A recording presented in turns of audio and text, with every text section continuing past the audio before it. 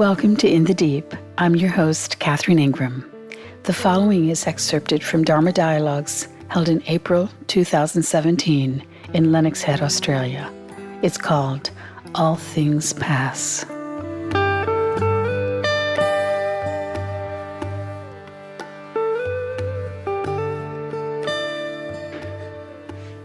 An event occurs in the vast regions of space. An event occurs.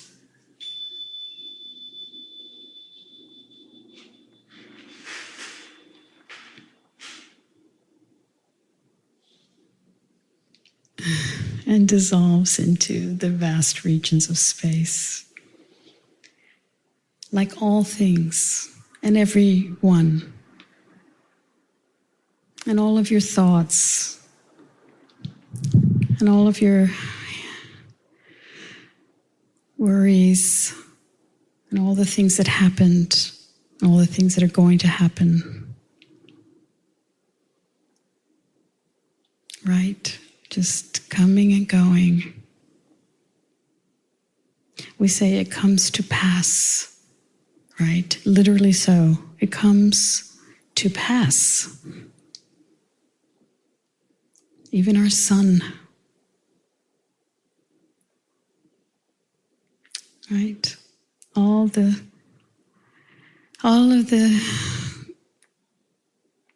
extraordinary phenomena of this world, coming and going, coming and going, coming and going.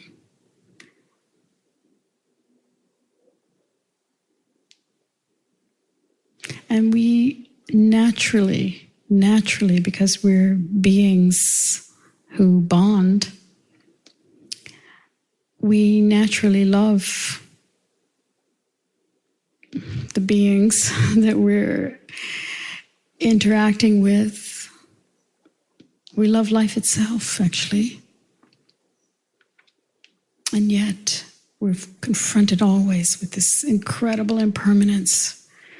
So how is this bearable? It's almost not bearable. We're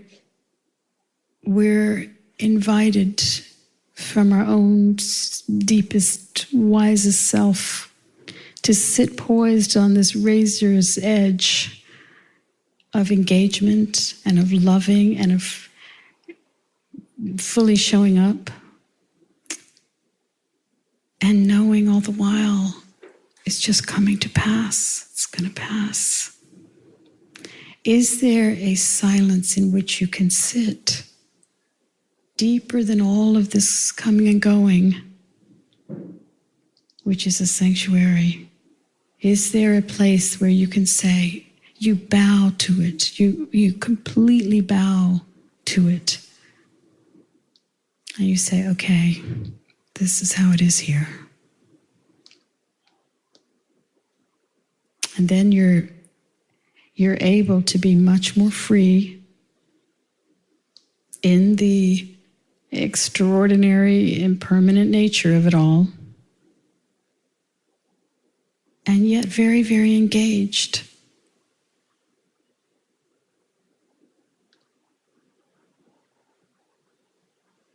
Sitting in the quiet that is the source of your own self.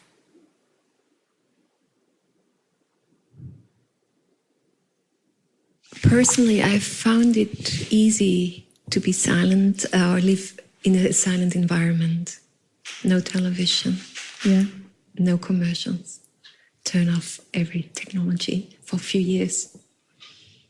But to turn off the mind that straight away then jumps in, I find that an extremely big challenge. So you actually don't have to quiet the mind. You begin to notice the quiet that contains the mind. Right? So you actually don't have to turn off the mind. The mind can just do its own thing. And it will, by the way. There's really no turning it off. For some people, perhaps their frequency of thought is less than others. Who knows? But I think we now know from neuroscience that unless you're in a pretty deep coma or in very, very deep, deep sleep, there's some time, perhaps in the night, when there's no activity, but mostly there is activity in the brain, and it's coming in the form of thoughts. So to not have any quarrel with that, but rather to have a relationship with your own attention that is knowing what to bother with. In other words, most of the thoughts, as I always say, are spam. You don't need to bother with them. You don't need to follow them. You don't need to engage them, act upon them, consider them at all. They can just go by. There are a few that are actionable that we need to address, that we need to do something about.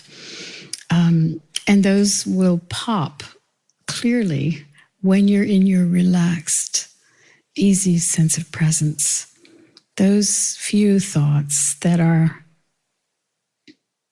insightful, relational, functional, creative, those will be obvious. But most of the thinking is really, I think, contraindicated to health. I think that if I look at it evolutionarily, a long, long time ago, it was a great advantage to our species, right? We're the thinking animal, and it was a great advantage. But at this point, I don't think it is. It's driving everyone crazy. And so, especially because so much of the thinking is in the service of various forms of madness, really, in terms of getting more and destroying more and, just go down the list of the craziness that's being expressed.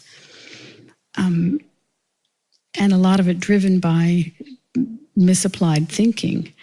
So we, in this context, in what I like to call awakened intelligence, we easily discern between the crazy thoughts that you don't need to bother with, the thoughts that are quite beautiful and needed and, that are healthy for life. And then there's another category that are just innocuous, right? That are no big deal. Sometimes people just like to think about things, and that can be enjoyable, and that's fine. But my point is that when you're sitting in this sweet spot of quiet, you're able to direct your own attention, and you begin to use that facility a lot without any big heaviness about it, without having to kind of be, a cat waiting to pounce on a mouse, but rather in a very relaxed way. You just gently move your attention, and you gently move your attention off of things that are unnecessarily troubling you, gently moving your attention off of scary pictures about the past or future, right? Gently moving. It's not to say you're in denial of anything. You're staying with reality here in the now. And by the way, of course, I always say, there's plenty of suffering that comes our way through loss. There's plenty of it. We don't have to go looking for any extra. And at the same time, we don't have to deny the feelings that naturally come with loss. But I like to point out, we don't have to suffer things that are completely not needed to be suffered, right? That are just, as they say in Zen, you paint a tiger on the wall and become afraid of it. That a lot of times what we're doing is painting in imagination, and that we don't need to do. So you start to parse out very gently and very clearly the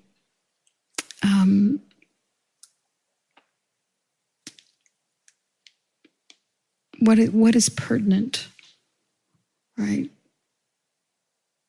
But most of the time, you can just be floating along in present awareness.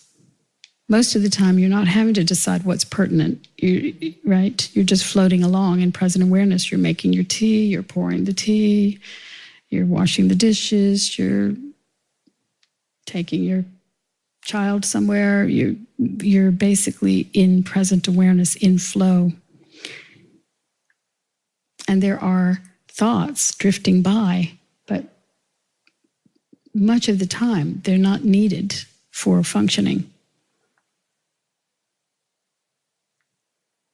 What you described as the everyday thoughts and activities like pouring of the tea, drinking of the tea, and the drifting by thoughts, are they compartmentalized? Is there a relationship between them? And if so, what is the relationship? How do they influence each other? Are the thoughts compartmentalized, are you asking? Well, the drifting by thoughts and the everyday things that you're doing as life goes on. Right. I sometimes talk about something I call coexisting awareness. And I know some of you have heard me speak about it already, so at the risk of you're having to sit through it again. And that is that, as you know, in your own life, you're sometimes driving the car and maybe you're listening to the radio or you're talking to a friend, but you're also driving the car. Is it? Yes? So we can see many, many, many examples of coexisting awareness, that the awareness is operating on different levels. There's even a autonomic level that's happening that we're not even in control of. We're not directing, but it's going on. You know, your heart is beating and so on. So what can happen, let's say you're making the tea and you're just in flow making the tea. And there are little thoughts that are just floating by, almost like background. I sometimes liken it to you're on a train in the French countryside. You don't speak French, let's say. And people are on the train having conversation in French, but you're looking at the countryside, right? And there's these background murmurings. And sometimes you catch a word that sounds a little familiar, right? But mostly you're just watching the countryside. Your own thoughts can become very much like that French conversation, whereby it's just background. You're not really having to pounce onto and work the concepts. You're basically letting most of it go by, because most of it is unnecessary. In my experience and in the experience of so many of the thousands of people I've spoken to in the years of doing this, most people have reported that they can't believe how much nonsense, and especially in retreat you see it, where you're seeing it so closely, and it'll actually calm down. But we don't even need to expect for it to stop. It doesn't matter that it's going on. It's that you begin to appropriate it into its perfect category of basically being background, non-necessary, floating by thoughts. Meanwhile, when that's the case, you have a lot more awareness on what you're actually doing. You're not lost in the thoughts of the old crazy thoughts. You know, Eckhart Tolle tells a great story, gives a great image. He was standing on a street corner in New York City one time, and he said he was standing there and everyone was rushing around him so fast that it was as if they were running. He said it was as if they were actually running. They weren't in fact running, but it felt like that. And he just stood there and felt the swirl of the speed. And he said to himself, where are they running to? And immediately the answer came, they're running to the future, right? But there's this constant, and when one challenges that, when one directs one's attention in a different way, then you're not running to the future. You're just hanging out in the now. You're just hanging around. You're just floating along. And strangely, as I was getting ready to say, your own attention is much more bright. It's much more clear. It's much more alive. And you're experiencing your lived life here in the now in a much more centered way. It's like you're in it. Have you ever had the experience of looking back at a time in your life, let's say, and realizing that was really good. It was really, really good, but I wasn't quite there. Yeah? It was like, you kind of see it from this vantage point and you think, I wish I had been more in it at the time, So another aspect of knowing how to use your own attention, directing your attention appropriately, is that it gives you your actual life at last. It gives you life. It gives you, you're showing up in the center, in the lived center, in the sensorial center as well of the moment you're having. And you get many, many of those. And in a way, in a strange way, time can kind of elongate. Like the day we're having today is we get an extra hour. Time can kind of elongate in a strange way because you're actually showing up. I have found it interesting that in periods of my life that I was, say, depressed or anxious or kind of just not happy, I look back and that time was a blur. It's almost like I wasn't quite even there. It's like a blur that went by. And strangely, the times of my life where there's been a tremendous amount of presence and awareness, especially those in retreats, it's like you get a year in a week, it's really drenched, lived life. So it gives you this kind of use of attention, gives you, like I said, the aliveness. Nisargadatta says, it is reality that makes this present moment so vital, so different from past and future, which are merely mental. I'll say it again. It is reality that makes this moment so vital, so different from past and future, which are merely mental. It's reality that's giving this moment its sparkle, its pop. It's because we're sitting in reality. We're not in a kind of dream state. We're not in a woozy imagination. Now, some people prefer imagination, and that's fair enough. Fine. One can't expect to think that one's way is the best way, but I can just give you my own experience. For me, the times when I have spent a lot of time either in imagination, fantasy, or in dread, I haven't felt alive in it, right? The old, I think it's the Everly Brothers song of dream, dream, dream. Only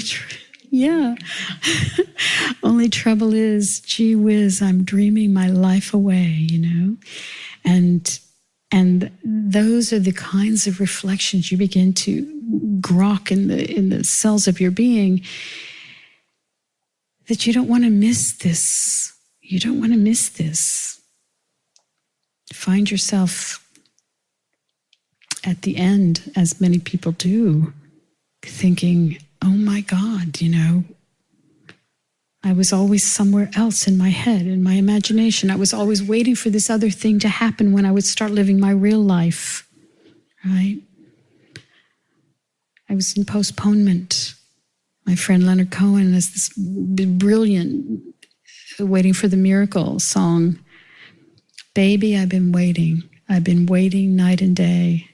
I didn't see the time, and I waited half my life away.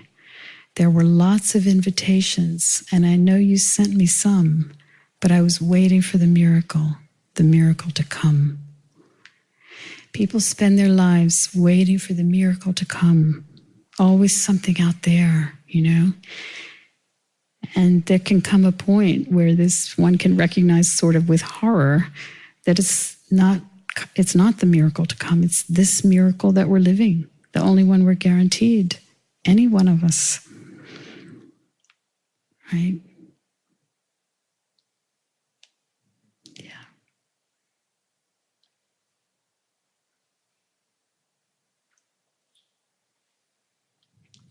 Yes.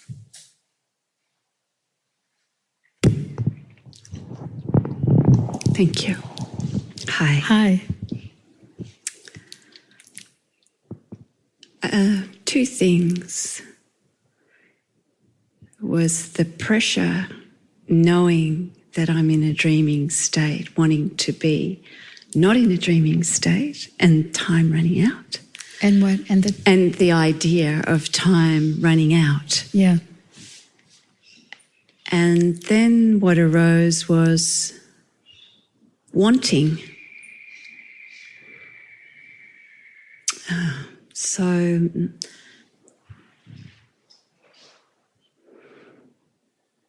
I just wonder what use wanting is. Is there any use in wanting? Well, it's an interesting subject, actually, the realm of desire, right? And to understand that desire is a part of life, right? It has its use.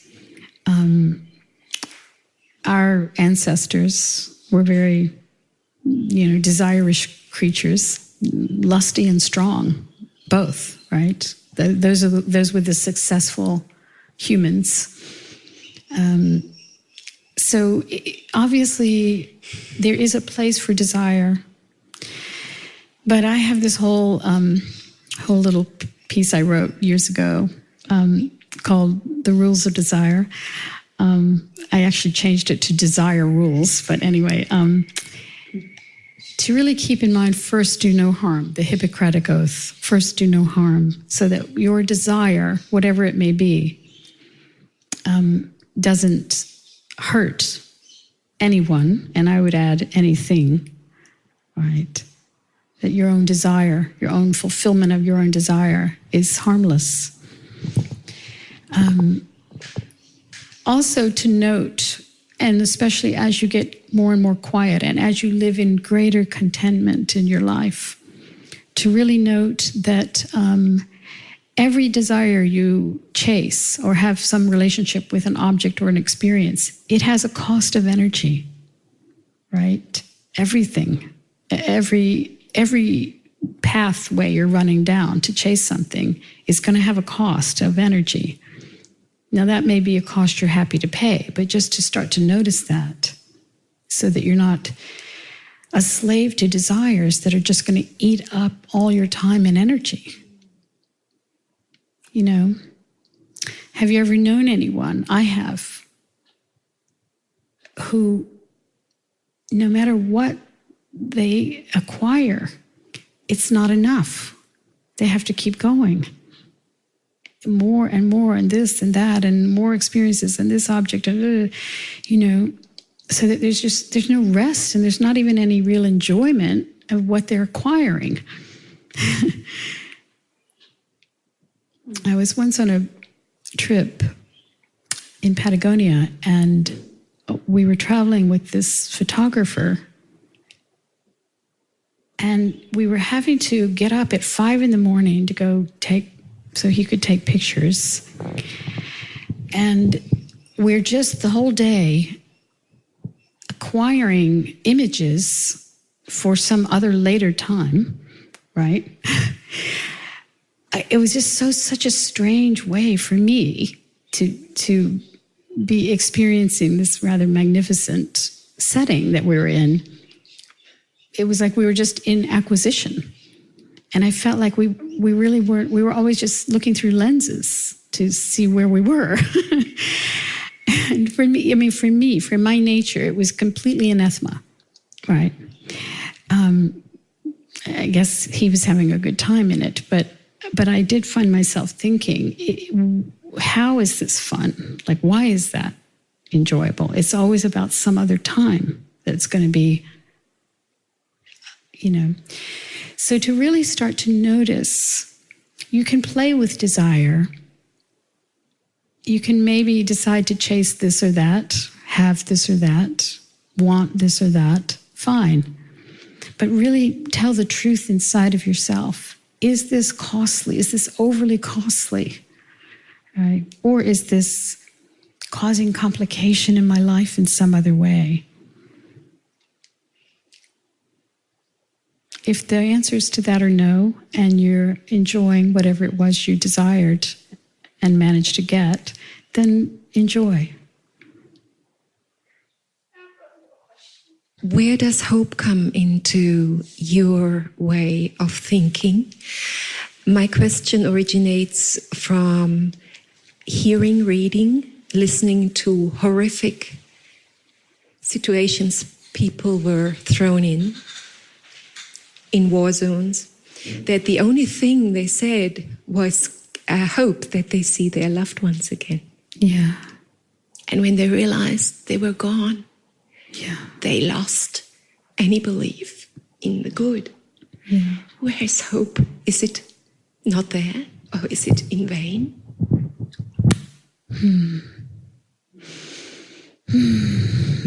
I try my best to not have a lot of relationship about hope. It's a word that I don't entertain a lot. Are you following me? Yeah. So, of course, I'm not saying to entertain hopelessness at all. I'm not saying that. But it's like, do you know the T.S. Eliot lines? Be still and wait without hope, for hope may be hope for the wrong thing. However, even as brilliant as those lines may be, I often shorten them to be still and wait without hope. Right? Just be with what is. So then you are in a very powerful position. It's not to be apathetic. It's not to try to make things better, right? You can be doing the best you can for the greater good and for a better world and for a better life. But if your soul is kind of clutched on to a big hope that's driving all of that activity, you're very, very vulnerable to a tremendous amount of suffering, because things tend to go awry a lot. And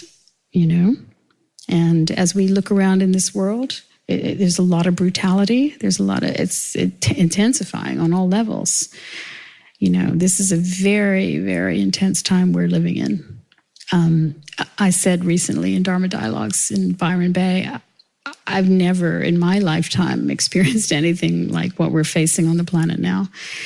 And I have had to come to, and it's been for a long time, really long time,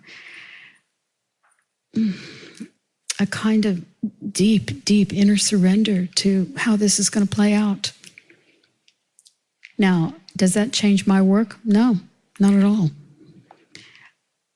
I quoted recently my friend W.S. Merwin, who's a poet.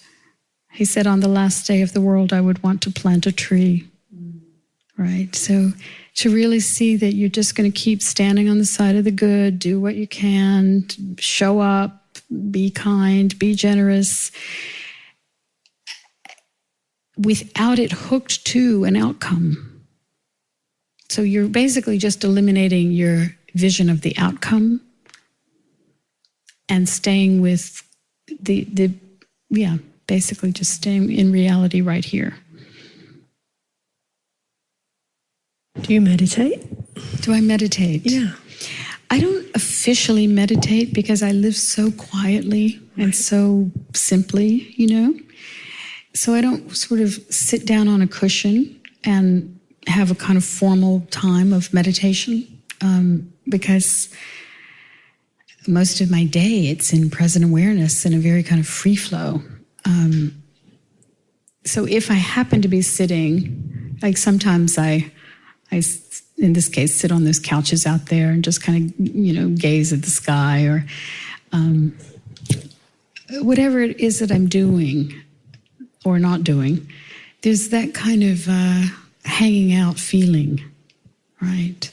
Now, that said, I know some people's lives are very busy, and they are very benefited by having a time they carve out where they just are either sitting or laying on a couch is also fine. There's nothing particularly sacred about the sitting position, but just that they're taking some time for silence, for rest in the ease of being, not having to be, a slave to a to-do list, and that's very important in their day. I think in cases where there's a lot of busyness, a lot of balls in the air in the day, a lot of those times, a lot of those people are benefited by a more formal meditation time.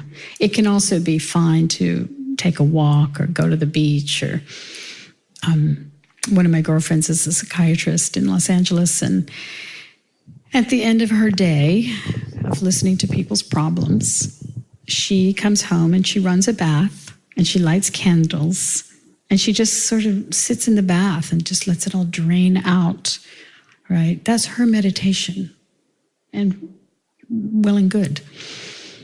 So having done, as you know, I did 17 years of formal meditation practice, and a lot in formal retreats. But that was a long, long time ago. And now it's a living meditation, I like to call it. It's a living meditation, which is kind of hanging out in your deep water inside in the day, just simple,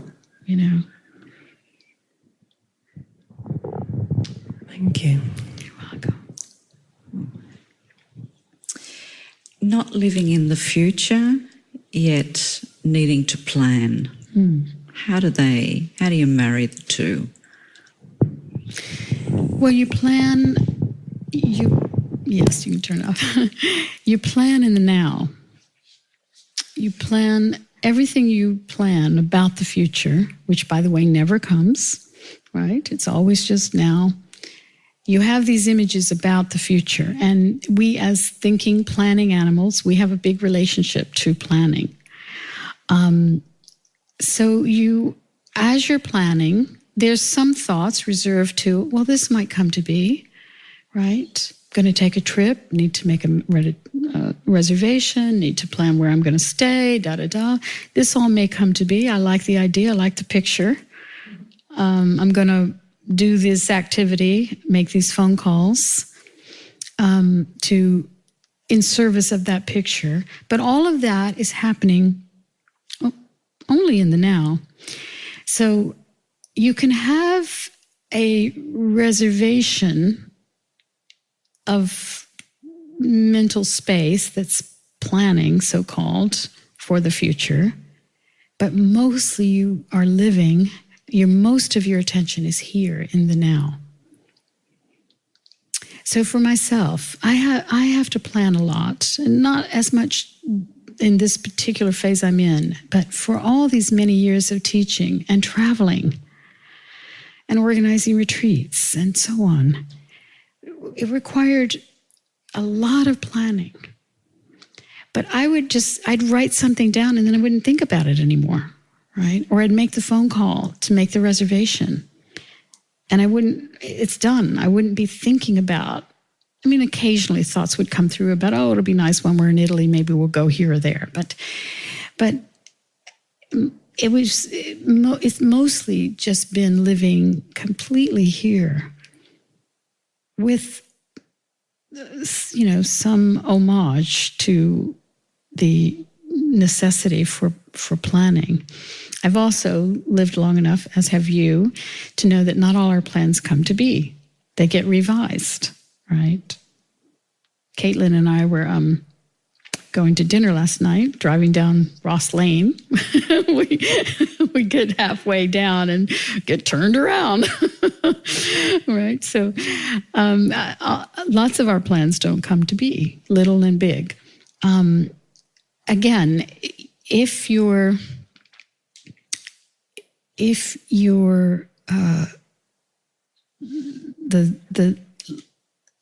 the aliveness, the light of your existence is just here in your recognition. Reality, giving this its vitality, right? This moment we're having in reality, that's what's making it pop. Then you're content where you are. And if a plan comes to be and you liked that plan, great. If it doesn't, something else comes to be.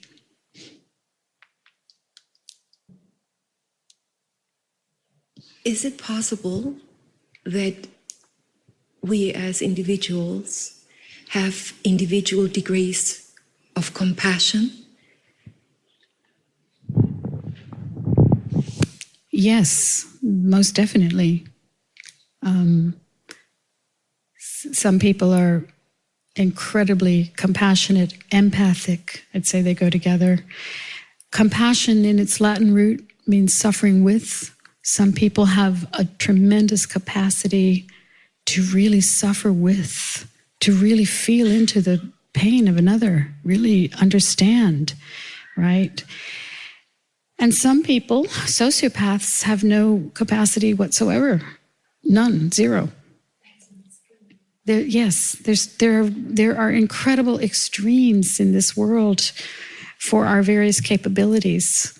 And yes, and being compassionate is a particularly, in my view, a very, very beautiful, extraordinary capability. Not everyone has it.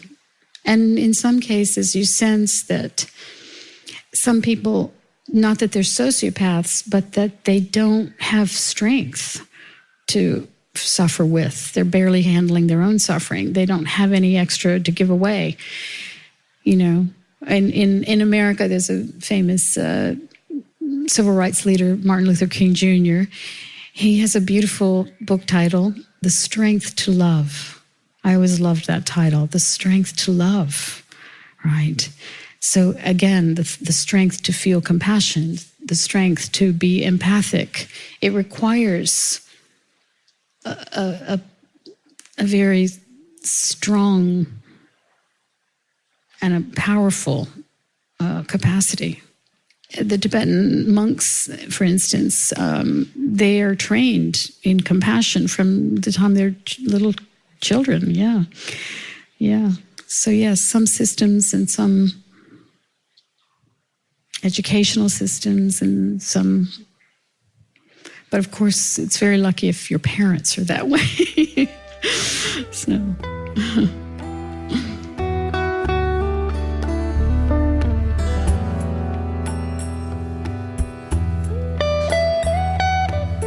This has been In the Deep. You can find the entire list of In the Deep podcasts at katherineingram.com, where you can also book a private session by phone or Skype, see the schedule for Dharma Dialogues and retreats, or make a tax-deductible donation in support of this work. Till next time.